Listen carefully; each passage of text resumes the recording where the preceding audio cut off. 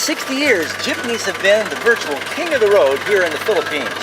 These unique vehicles that are festooned with colorful stickers, lights, and chrome have grown into the chief source of transportation in the country. Let's go!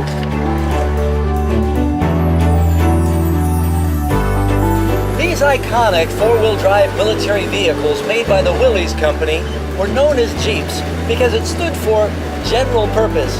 And it also came from a character in a Popeye cartoon that was known as Eugene the Jeep. He was an imaginary dog that could crawl across the ceilings and the walls, and these Jeeps could go anywhere.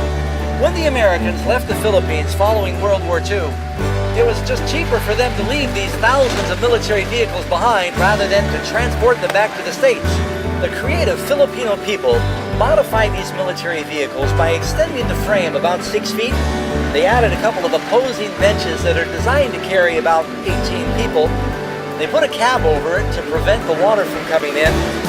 But I've seen what looks like 20 to 25 people hanging off every possible edge and ledge of a jeepney. They jumping off and jumping on as it goes through congested Manila traffic. Every jeepney is a little bit different. Some are just held together with patches of baling wire and bubble gum, a little bit of duct tape.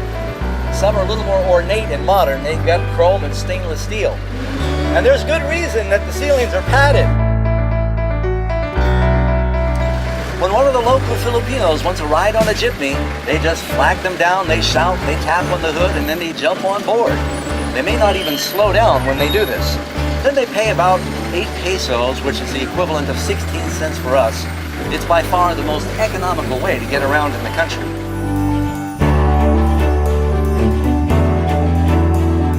Some jeepneys are even equipped with their own emergency privy. One little downside to the jeepneys is because the cabs are open like this, they're not air conditioned, it gets pretty hot in the summertime, and all the fumes from the street come in, which can make it an exhausting experience. Whew. Part of the downside of a jeepney is they don't have all of the modern safety features. No seat belts. You have to take advantage of the padding if you hit a hard bump. And if you're in a serious accident, there's no airbags other than the friends that might be sitting around you. And that's the upside of the jeepney. Because you're up close and personal with everybody, you make some new friends. Riding on a jeepney requires teamwork. If you buy something from one of the vendors, you all sort of pass it back to each other. And when passengers get on board, you just pass your money up front.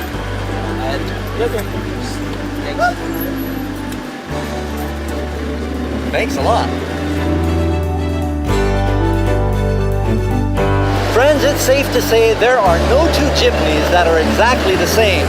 They're all unique and distinct, and so are you. Have you ever felt that you get lost in the mass of humanity and God doesn't notice you? The Bible tells us that He knows your name, the very hairs of your head are numbered, and He hears your prayers. More than that, the Lord wants to take you to His kingdom. You just have to get on board.